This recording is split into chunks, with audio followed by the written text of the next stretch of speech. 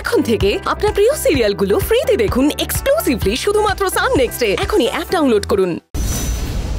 দেখুন মা, আমাদের যদি ইভান আর মেঘলার সাথে মানে ওদের উপলক্ষ করে যদি ডে আউটিং এ যেতে হয়, তাহলে আমাদের গন্তব্যস্থল কিন্তু পুলিশ স্টেশন ছাড়া আর কিছু হওয়া সম্ভব নয়।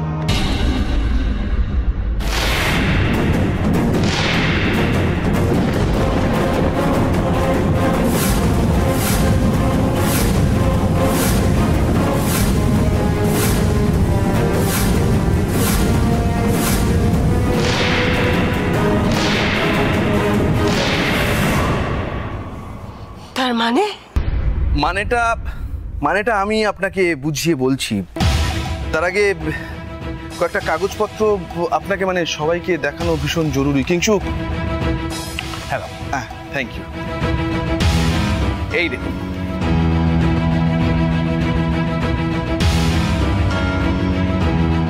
দিদুন, এটা ওই ইভান চৌধুরীর বার্থ সার্টিফিকেট।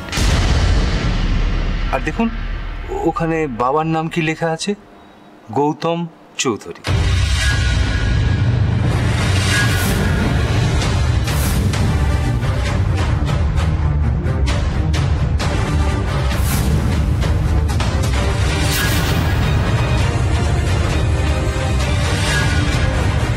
তাহলে আপনিই বলুন দিদুন, এই ইভান চৌধুরী ওম দাদার সন্তান হতে পারে?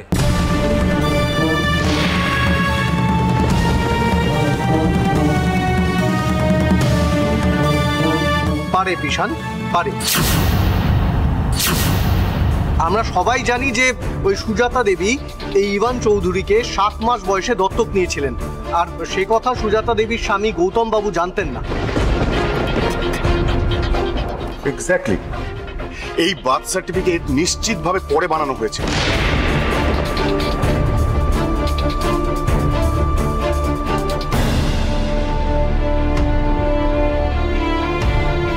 বিতান, তুই নিশ্চিতভাবে বললেও বিষয়টা কিন্তু নিশ্চিত হয়ে যায় না। এক মিনিট মা, একটু আমাকে দিন না এটা।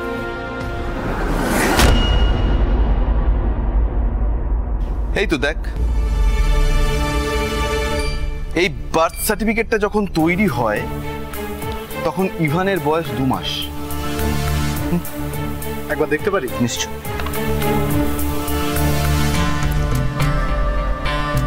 তার মানে এইটা পুরোপুরি পরিষ্কার যে সুজাতা দেবী ইভান চৌধুরীকে 7 মাস বয়সে যে দত্তক নেওয়ার গল্পটা শুনিয়েছিলেন সেটা সম্পূর্ণ বানানো।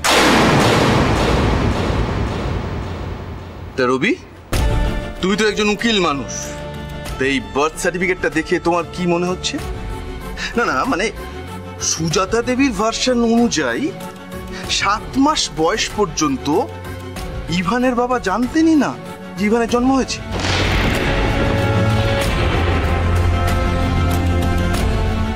হ্যাঁ, অথচ কোন জাদু বলে ইভানের 2 মাস বয়সে এই বার্থ সার্টিফিকেটে তার বাবার জায়গায় গৌতম চৌধুরী এবং মায়ের জায়গায় সুজাতা চৌধুরীর নাম লেখা আছে? মা, আপনি বলুন না। আশিস, এসব মধুশ্রী, তোমরা বলো এই ঘটনাটা অদ্ভুতভাবে কি করে ঘটলো? মানে কি মনে হয় তোমাদের?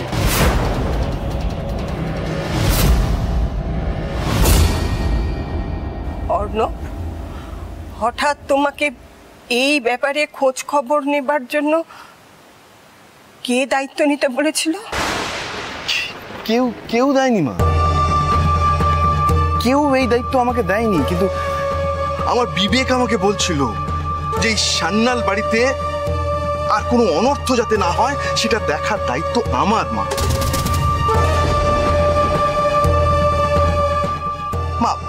মা, আপনি তো জানেন আমি এই সান্যাল বাড়ির কাছে কতটা ঋণী। আপনি নিজেই একদিন বলেছিলেন যে আমি সান্যাল বাড়ির জামাই নই, এ বাড়ির ছেলে। সেই জায়গা থেকেই আমার মনে হয়েছিল যে কেউ ওমের সন্তান হিসেবে এই বাড়িতে ঢুকে এই পরিবারের যেন কোনো ক্ষতি করতে না পারে। সেই জন্য আমি ওই ইভান চৌধুরীর খোঁজ খবর নেওয়া শুরু করেছিলাম।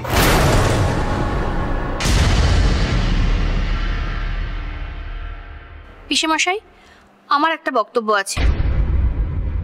যদি ধরেও নি যে সুজাতাদি যা বলছে সেই কথায় কোথাও একটা অসঙ্গতি আছে, তার দায় তো ইভানের ওপর বর্তাতে পারে না।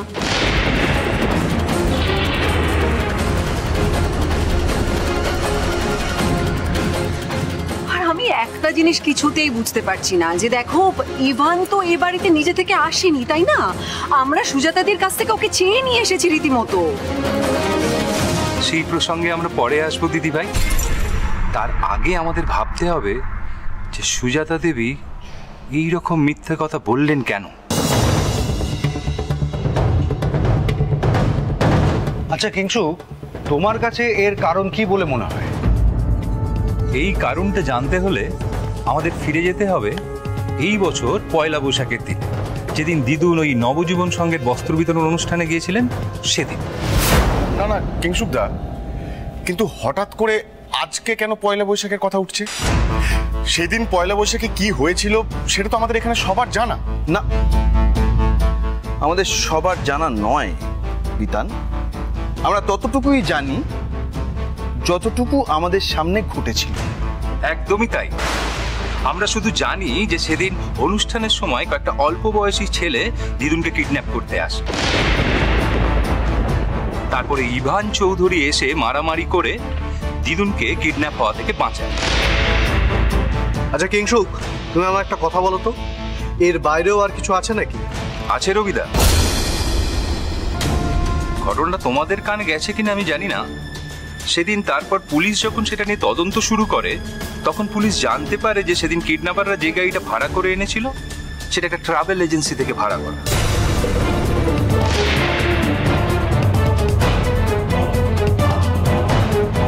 হ্যাঁ, সেই কথা তো দাদা আমাদেরকে বলেছিল।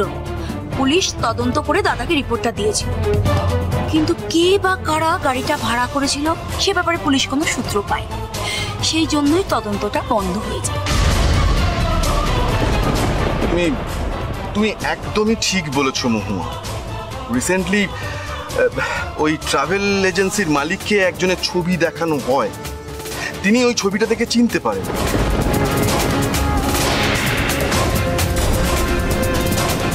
মানে সেদিন যারা ওই কিডন্যাপটা করতে এসেছিল যে গাড়ি নিয়ে, সেই গাড়িটা ভাড়া করতে ওনার কাছে গিয়েছিলেন, তাদের মধ্যে একজন ওই ছেলেটি।